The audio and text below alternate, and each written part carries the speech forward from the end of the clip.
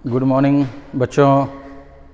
बहुत दिनों के बाद आपसे फिर से हम क्लास लेने का मौका मिला है। कुछ कारणवश नहीं आ पा रहे थे, तो हम लोग जो है सो मैथ में एक्सरसाइज 1.1 में हम लोग यूक्लिड पढ़े थे। कुछ एग्जाम्पल दिए थे क्वेश्चन 1 को बनाने के लिए कि यूक्लिड के नियमों से हम लोग एचसीएफ कैसे निकालते हैं, उसको बताए थे। तो चलिए इसमें हम लोग एनसीईआरटी का एक क्वेश्चन और बनाते हैं, उसके बाद हम लोग फिर क्वेश्चन नंबर 2 और 3, 4 बनाते हैं। तो एक्सरसाइज 1.1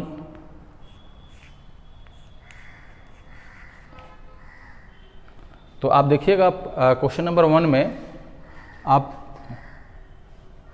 1 में का क्वेश्चन नंबर 1 जो है बोलता है कि यूक्लिड का नियम से आपको क्या निकालना है, एचसीएफ निकालना है। और क्वेश्चन दिया हुआ है बच्चों 1, 3, 5, 2, 2, 5। इस तरह का कोई भी क्वेश्चन हो आपको बनाना चाहिए, कोई भी क्वेश्चन हो, क्योंकि आपको पैटर्न पकड़ना है, रटना नहीं है। ऐसा नहीं कि हम रट रहे हैं तो एग्जाम में आप जाएंगे भूल जाइएगा। तो पिछला वीडियो में भी एक क्वेश्चन मैंने बनाया है, जो बच्चे नए होंगे वो जाके वीडियो देखे, फिर आप यहाँ आइए तो आपको ज़्यादा समझ में आएगा। तो हमको क्या करना है बच्चों, इसका एचसीएफ निकालना है। किससे? तो यूक्लिड से। तो चलिए हम लोग इसको बनाते हैं। तो सबसे पहला स्टेप हमने बताया था आपको कि दोनों में जो बड़ा है इसको पहले आप लिख दीजिए। तो दोनों में बड़ा कौन है आपका? 2, 2, 5 बड़ा है, 1, 3, 5 छोटा है, लिख दिया। इसके बाद हम लोग क्या लिखेंगे?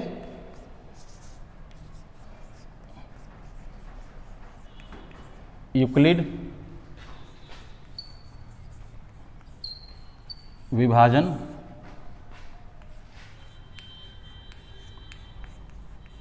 प्रमेयिका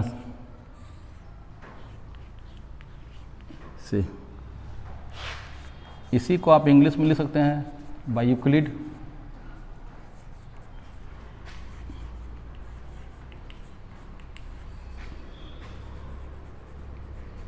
लेमा। ठीक है,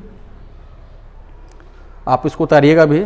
ठीक है, तो हम लोगों ने पहले क्या दिखाया कि 2, 2, 5 बड़ा है और 1, 3, 5 छोटा है। ये तो पहला स्टेप हुआ। इसके बाद हम लोग बच्चों क्या करेंगे, इसको सबसे पहला हम लोग काम इसमें ये तो हमने कर लिया। ठीक है, इसके बाद हम लोग इसको मिटाते हैं। इसको लिखने के बाद चूंकि मेरा जगह थोड़ा सा ज़्यादा बड़ा बड़ा लिख रहे हैं, कुछ बच्चों को दिखाई नहीं पड़ता है, इसलिए इसके बाद का स्टेप है लिखने के बाद 2, 2, 5 को हम लोग 1, 3, 5 से डिवाइड करेंगे। तो आपको मैंने सिखाया था कि आप रफ को बगल में कीजिएगा, आप रफ बगल में ही कीजिए ताकि आपको बार बार पेज पलटने की नौबत नहीं है और समय आपका बर्बाद ना हो। तो चलिए हम लोग पहले इसका एचसीएफ निकालते हैं बच्चों। एचसीएफ बहुत जूनियर क्लास में है, जो बच्चे नहीं जानते हैं एक बार इसको सीख लीजिएगा। पहले आप 1, 3, 5 से देंगे ना, 1 बार में देंगे हम पहले 90 आएगा। हम यहाँ जो प्रोसेस करेंगे ना इसको हम लोग यहाँ लिखेंगे बच्चों, ताकि गलती ना हो। अगर एक ही बार सब कर लेंगे उसके बाद लिखेंगे अगर तो गड़बड़ होगा।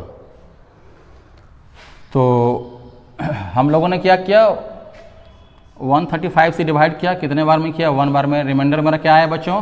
90, मतलब शेषफल कितना आया है? 90। इसके बाद क्या करना है, 135 को हम लोग डिवाइड करेंगे। किससे करेंगे? तो 90 से करेंगे बच्चों।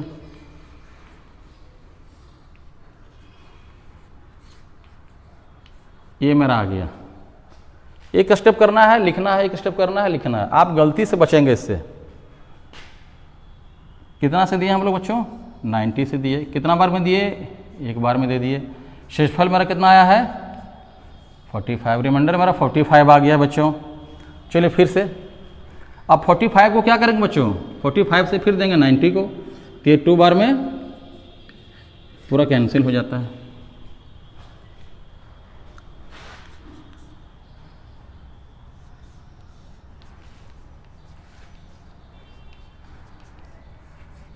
तो देखिए अब मेरा शेषफल जो ना रिमाइंडर 0, 0 आ गया। तो जहाँ मेरा 0, 0 रिमाइंडर आ गया है मतलब कहानी वहीं ख़त्म। तो इसका फाइनली जो है सो उसके आंसर क्या हो जाएगा बच्चों? 45। तो इसमें और आपका देखिएगा एनसीईआरटी के बुक में 1 हम बता दिए हैं, 2 है और 3 है।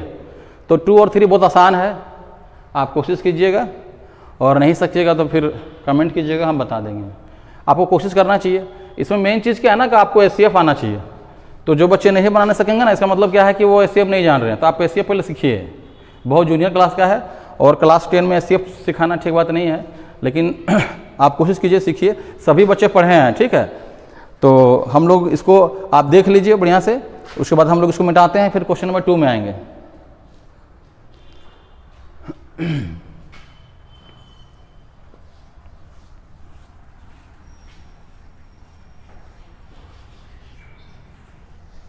अब बच्चों क्वेश्चन नंबर 2 बहुत इंटरेस्टिंग है।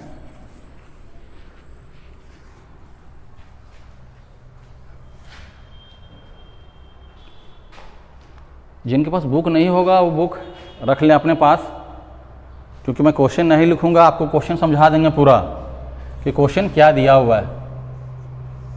क्वेश्चन नंबर 2 बहुत ही आसान है, सिर्फ समझना है उसमें क्या कहता है। क्वेश्चन नंबर 2 देखिए, जिनके पास बुक नहीं है फिर से बता दे रहा हूँ कि वो बुक जुगाड़ करें, मांगे अपने दोस्तों से, और जिनके पास बुक है वो तो बढ़िया है, बुक खोल लीजिए, कॉपी रखिए और उसको समझिए, फिर बनाइएगा।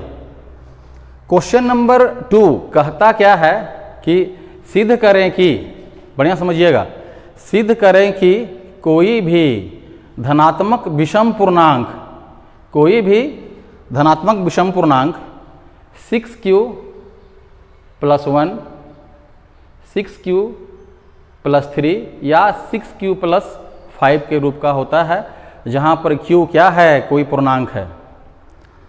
तो क्वेश्चन एक बार फिर से रिपीट कर दे रहे हैं।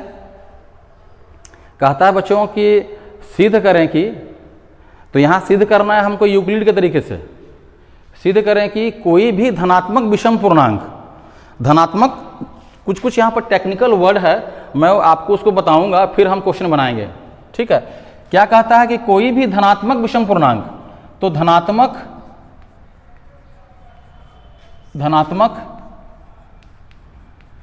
विषम पूर्णांक, जो CBSE वाले बच्चे होंगे, धनात्मक का मतलब समझते हैं कि पॉजिटिव ऑड इंटीजर। कोई भी पॉजिटिव ऑड इंटीजर होगा, कोई भी धनात्मक विषम पूर्णांक होगा, वो किस फॉर्म में होगा, 6q + 1, 6q + 3 या फिर 6q + 5 के रूप का होता है। बच्चों बढ़िया समझिएगा इसको, हम लोग थोड़ा इस पर भी फोकस करेंगे कि सर ये क्या चीज़ है, फिर हम लोग क्वेश्चन बनाएंगे बच्चों, ताकि आपको समझ में आएगा। एक बार मैं फिर से क्वेश्चन रिपीट कर रहा हूं कि सिद्ध करें कि, किससे सिद्ध करना है, तो यूक्लिड के तरीकों से सिद्ध करना है कि कोई भी धनात्मक विषम पूर्णांक that is positive odd integer इस फॉर्म ऑफ 6q + 1, 6q + 3 और 6q + 5 where q is an integer, ठीक है। तो कोई भी धनात्मक विषम पूर्णांक किस रूप में होता है, 6q + 1, 6q + 3 या 6q + 5 के रूप का होता है, जहां पर q क्या है, कोई पूर्णांक है, ठीक है। हम लोग समझते हैं पहले इसमें बच्चों हम लोग को थोड़ा समझना पड़ेगा ना, ये धनात्मक क्या होता है, ये विषम क्या है, ये पूर्णांक तो आपको पता है कि कोई भी नंबर लेंगे हम लोग, चाहे नेगेटिव हो, पॉजिटिव हो और जीरो, तीनों मिला के पूर्णांक बनता है। नेगेटिव संख्याएं, पॉजिटिव संख्याएं और जीरो, पूर्णांक में जीरो भी आएगा, नेगेटिव, पॉजिटिव एंड जीरो। ये तो पूर्णांक क्लियर हो गया आपका। विषम का मतलब समझते हैं आप लोग बच्चों, विषम का मतलब होता है ना ओड नंबर। विषम का मतलब क्या हुआ, ओड नंबर। इसका मतलब क्या हुआ कि वैसी संख्याएं जो 2 से विभाजित नहीं होगी। विषम संख्या मतलब क्या हुआ, वैसी संख्याएं जो 2 से विभाजित नहीं होगी। Number which is not divisible by 2, number which is not divisible by 2, वो हो गया विषम संख्या। धनात्मक का मतलब क्या होता है ना बच्चों कि हमको जो पूर्णांक लेंगे ना, सपोज कीजिए कोई पूर्णांक लिए हम, ये 0 हो गया तो 1 2 3, ये इस रूप में आगे बढ़ेगा। मतलब हमको नेगेटिव नहीं लेना है बच्चों, हमको नेगेटिव नहीं लेना है, मतलब ऋणात्मक संख्या नहीं लेना है, मतलब 0 के बाद वाला लेना है जो प्लस में आता है, 1 2 3 4 5 6 कुछ भी लेंगे, लेकिन हमको नेगेटिव में नहीं लेना है। इसका मतलब यही है कि धनात्मक विषम पूर्णांक, पॉजिटिव ऑड इंटीजर का मतलब यही होता है बच्चों। तो मेरे ख्याल से आपको इतना समझ में आ गया है। अब हम लोग क्वेश्चन को बनाते हैं। इसको जब क्वेश्चन बनाएंगे ना तो आपको ज़्यादा डिटेल में समझ में आएगा। और ये क्वेश्चन बहुत इंपॉर्टेंट है बच्चों, बहुत ही इंपॉर्टेंट है। ये क्वेश्चन आप बोर्ड एग्जाम में बराबर देखने को मिलेगा आपको, इसलिए इसको आप समझिएगा और घर में प्रैक्टिस कीजिएगा। तो चलिए आइए हम लोग इसको बनाने का शुरू करते हैं। तो सबसे पहला इसको जब बनाइएगा तो लिखिएगा माना Q क्या है, एक पूर्णांक है। माना Q क्या है बच्चों, एक पूर्णांक है। Suppose Q is a integer. English में अगर लिखना चाहेंगे इसको तो क्या होगा, suppose Q is any integer भी कर सकते हैं, कोई दिक्कत नहीं है। जहां b इक्वल टू क्या है बच्चों, 6। क्वेश्चन में देखिएगा लिखा था ना 6q + 1, 6q + 3, 6q + 5। तो जहां पर जो 6q का मतलब क्या हुआ ना, b वहां पर दिया हुआ है 6, b वहां पर क्या दिया है बच्चों, 6 दिया हुआ है। तो हम लोग लिखेंगे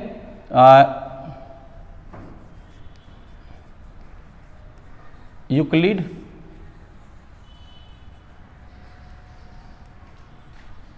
विभाजन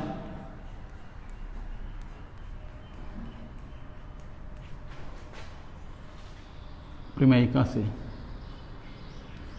इसका एक फॉर्मूला हम आपको बताए थे, उसको आपको लिख लेना है। जहां जरूरत होता है ना उसको लिखना चाहिए। तो फॉर्मूला क्या होता है बच्चों, हम लोग जानते हैं A = BQ + R। देखिए यही तो Q है जिसको हमने माना है Q क्या है, एक पूर्णांक है। Q is any positive integer, ठीक है। वेयर B = 6, यहां पर B क्या है बच्चों, 6। ये आपके बुक में दिया हुआ है। यहां पे कंडीशन था ना, R क्या है बच्चों, B। R is greater than and equal to 0 and less 0, R is greater than and equal to 0 and less than B। इसको पढ़ने का तरीका यही है। तो यहां पर बच्चों हमने क्या बोला, B क्या है, 6 है। तो चलिए लिख देते हैं A = क्या हो गया, 6q + R। तो यहां पर बच्चों क्या है ना, हमको सबसे पहले क्या है कि इसमें R हमको फाइंड करना पड़ेगा। R हमको मालूम नहीं है, R क्या होता है, सेसफल। R तो हमको पता नहीं है। तो R निकालने का तरीका है, आपको हम बताए हैं R कैसे निकाला जाता है। तो R निकालने का तरीका क्या है ना कि आप इसमें 6, ये B है बच्चों, आप इसमें कंफ्यूज मत कीजिएगा कि सर क्या है ये 6 हो गया। ये 6 कहाँ से आया बच्चों, तो ये मैंने B = जो 6 लिखा है यहाँ से आया है। इसका मतलब क्या हो गया बच्चों कि R का वैल्यू हम लोग कहाँ से कहाँ तक लेंगे, देयरफॉर R = हो जाएगा बच्चों 0, 1, 2, 3, 4, 5, 6 तक नहीं जाना है, क्योंकि यहाँ पर क्या लिख रहा है, R इज लेस देन 6, मतलब 6 से कम है बच्चों, 6 के बराबर नहीं है, 6 से वो कम बता रहा है, लेस देन है ये। इसका मतलब क्या हुआ, R = 0, 1, 2, 3, 4, 5, ये हम लोग को लेना है, 5 तक लेना है। अब हम लोग क्या करेंगे, इसका मान हम लोग बच्चों यहाँ पर बैठाएंगे, ठीक है, इसका यहाँ पर बैठाएंगे।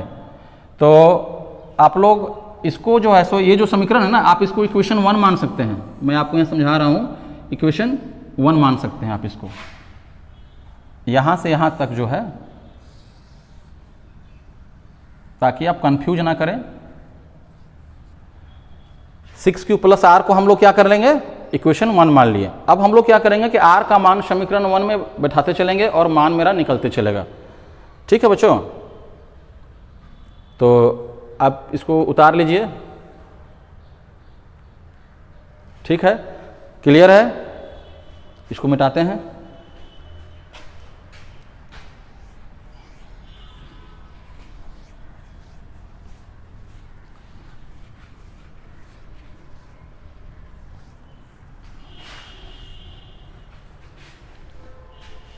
तो मेरा इक्वेशन क्या था बच्चों, उसको मैं फिर से एक बार लिख लेता हूं। A = BQ + R, जहां पे R का मान हमने क्या निकाला बच्चों, 0, 1, 2, 3, 4, 5। ये क्वेश्चन बहुत इंपॉर्टेंट है, इसको आप कर लीजिएगा। और इसको हमने इक्वेशन 1 नाम दिया था, ठीक है। तो हम लोग लिखते हैं कि R का मान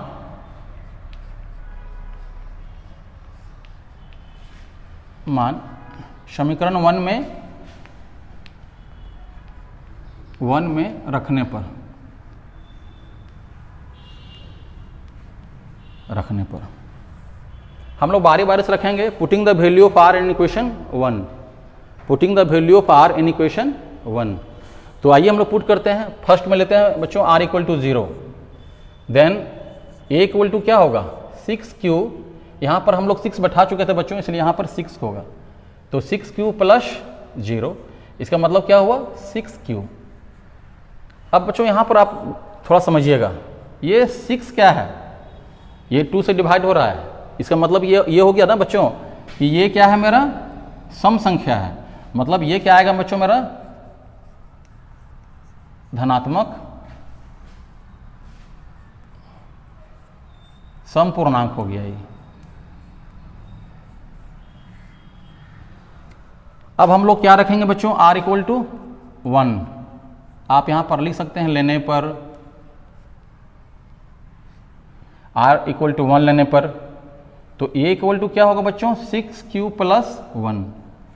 देखिए यहां पर हम समझिए क्या है, यहां पर 1 आ रहा है, इसका मतलब क्या हुआ, ये हो जाएगा धनात्मक विषम पूर्णांक।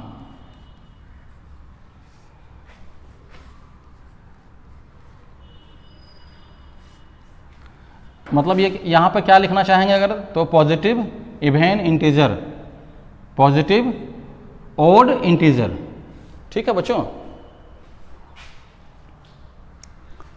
देखिए 6q सम संख्या है, क्योंकि ये 6 का मल्टीपल है और 6 का डिविजिबल है 2 से, लेकिन जैसे ही इसमें हम 1 जोड़ दिए ना, ये हो जाएगा आपका विषम संख्या। एक एग्जांपल लेते हैं हम, समझिए, जैसे कि हम लिखे 6 लिख दिए और q को हम अगर 1 मान लेते हैं और यहाँ भी अगर 1 ले लिए, तो क्या आ गया 6 प्लस 1 इक्वल टू 7, तो 7 तो डिविजिबल नहीं है, इसका मतलब क्या हो गया बच्चों, ये विषम संख्या है, ऑड नंबर है। तो इस तरह से आपको समझना है इसको। अब हम लोग r इक्वल टू 2 लेंगे बच्चों, तो a इक्वल टू क्या हो जाएगा 6q प्लस 2, ये क्या हो जाएगा बच्चों धनात्मक, देखिए 2 आ गया ना, 2 आ गया से मतलब क्या है, ये सम संख्या है, तो धनात्मक सम पूर्णांक। हमको लाना है कि कोई भी धनात्मक विषम पूर्णांक किस रूप का होता है, तो 6q plus 1, 6q plus 3, 6q plus 5 का रूप का होता है। तो देखिए एक तो मेरा आ गया, यही तो दिखाना था धनात्मक विषम पूर्णांक। अब हम लोग लेते हैं बच्चों, एक लेंगे r इक्वल टू 3 लेते हैं जब, तो ये क्या हो जाएगा 6q प्लस 3, ठीक है, तो धनात्मक, इसका मतलब हो गया धनात्मक, सम की जगह में क्या हो जाएगा बच्चों विषम, और ये हो जाएगा पूर्णांक, ठीक है। इस चिन्ह का मतलब क्या है कि यहाँ जो लिखा है वो भी यहाँ होगा। देखिए 3 आ गया ना बच्चों, 3 आ गया मतलब क्या है, हमको तो यही लाना था कि कोई भी धनात्मक विषम पूर्णांक किस रूप का होता है, 6q प्लस 1 या 6q प्लस 3 या फिर 6q प्लस 5 के रूप का होता है। तो आप इतना उतार लीजिए बच्चों, इसको फिर मिटाएंगे, ठीक है, आप कर लिए होंगे। तो 3 तक आ गया बच्चों, इसके बाद हम लोग 4 और 5 लेंगे।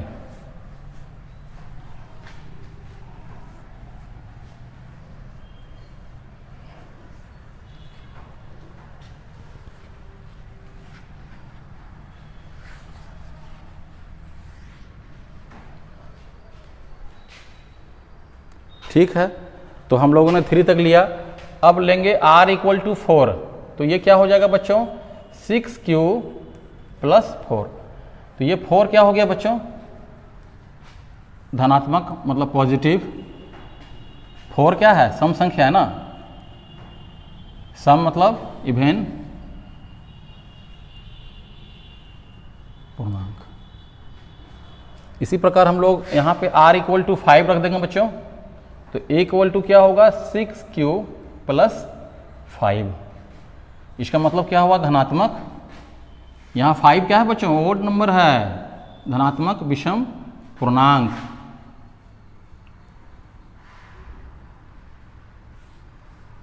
हमको तो यही तो शो करना था ना कि कोई भी धनात्मक विषम पूर्णांक 6q + 1, 6q + 3 या 6q + 5 का रूप का होता है। तो देखिए आ गया धनात्मक विषम पूर्णांक।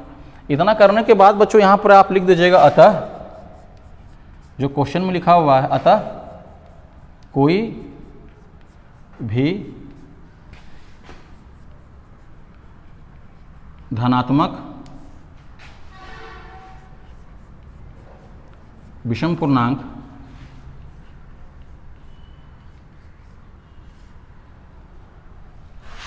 (6q + 1, 6q + 3 या 6q + 5 के रूप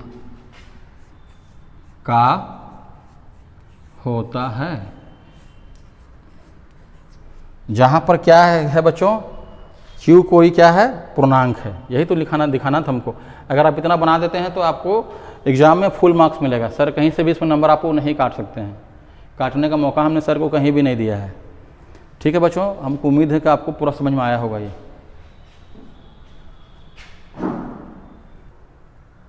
ये क्वेश्चन तो हो गया बच्चों।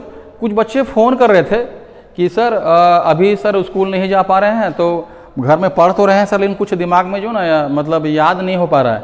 तो बच्चों मैं कहना चाहता हूँ ना कि मैथ तो याद ना करें, मैथ को आप बार बार लिख के प्रैक्टिस कीजिएगा ना तो हो जाएगा। बार बार उसको लिखिए, आपको प्रैक्टिस होगा। घर में है, आप बार बार उसको प्रैक्टिस कीजिए लिख लिख के। और आप कुछ खुद का टेक्निक बनाइए कि कोई भी चीज़ को हम कैसे याद रख पाते हैं, कैसे समझते हैं। समझने का कोशिश कीजिएगा ना बच्चों, तो आपको दिक्कत नहीं होगा। और जहाँ रटना चाहें तो बस आप फंसिएगा। चूँकि अभी तो अगर क्लास चलती तो हम लोग टेस्ट वगैरह लेते तो आपको याद रहता, लेकिन ये तो पॉसिबल नहीं हो पाएगा ना। इसलिए आपको खुद टेक्निक बनाना पड़ेगा बच्चों कि हम कैसे जो है सो कोई चीज़ को याद रख सकते हैं। लेकिन पहला तो मेरा तरीका यही है बच्चों कि आप उसको बार बार उसको आप रिवाइज कीजिए। आप जितना रिवाइज कीजिएगा ना उतना आपका दिमाग में रहेगा। और कुछ टेक्निक बना लीजिए कि हम इसको कैसे याद रख सकते हैं। जैसे एक एग्जाम्पल बताते हैं बच्चों, हम जैसे कोई चीज़ को कैसे याद करते हैं। सबसे पहले तो याद रखने के लिए ना आपको उस सब्जेक्ट में इंटरेस्ट होना चाहिए।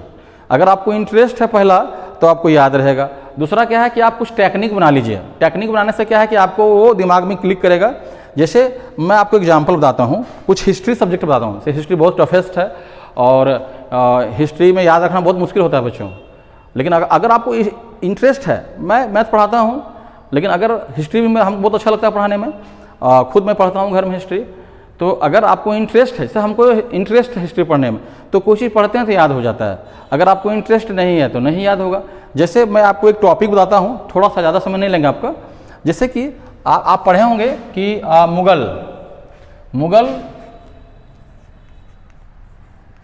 मुगल काल। हिस्ट्री पढ़ते हैं, हिस्ट्री मेरा सब्जेक्ट नहीं है, फिर भी समझिएगा। मैं आपको सिर्फ समझा रहा हूँ टेक्निक कि मुगल काल का संस्थापक कौन था बच्चों। आप लोग सभी जानते हैं, बाबर का भारत पर आगमन कब हुआ, तो 1526 में। देखिए हमको डेट भी याद है क्योंकि हमको मज़ा आता है पढ़ने में। 1526। तो यहाँ पर देखिए बाबर का जैसे पढ़ना है हमको, बाबर, ठीक ना। आपको इंटरेस्ट होना चाहिए बच्चों, बाबर।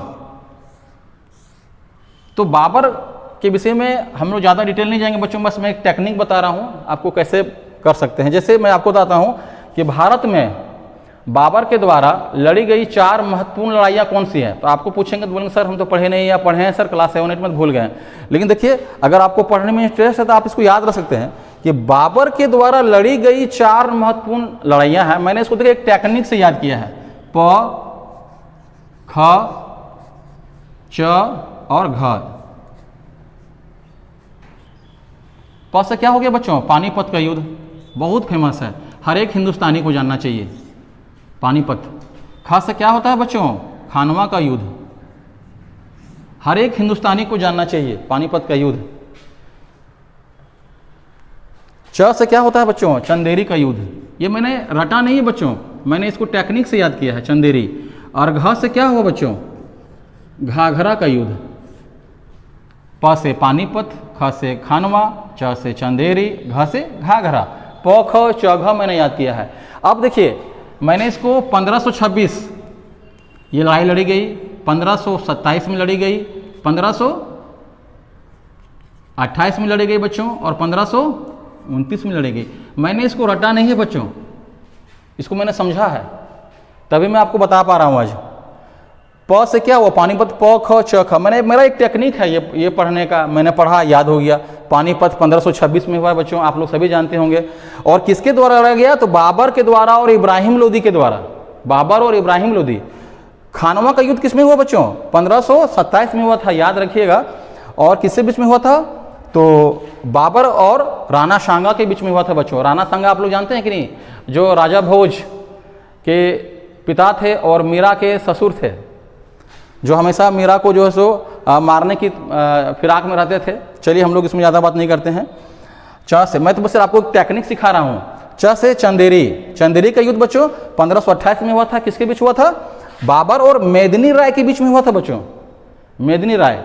और 1528 में बच्चों हुआ था, 1526, 27, 28, 29 में हुआ था बच्चों घाघरा का युद्ध, 1529 में हुआ था। ये बाबर और अफगानों के बीच में हुआ था बच्चों। ये मुझे याद है क्योंकि मुझे इसको पढ़ने में मज़ा आता है, और एक टेक्निक सीखा मैंने सर इसको कैसे समझा जाए। तो आप जो भी सब्जेक्ट पढ़ रहे हैं बच्चों, आप उसमें मज़ा लाएं, इंटरेस्ट लाएं, और उसको कहानी के रूप में पढ़िएगा ना तो आपको बहुत अच्छा लगेगा। तो ठीक है, अगर मेरा वीडियो आपको अच्छा लगता है तो सब्सक्राइब करें, और अपने दोस्तों को भी बताएं कि सर पढ़ा रहे हैं, तो अच्छा लगेगा, दोस्तों को भी, मुझे भी अच्छा लगेगा। धन्यवाद।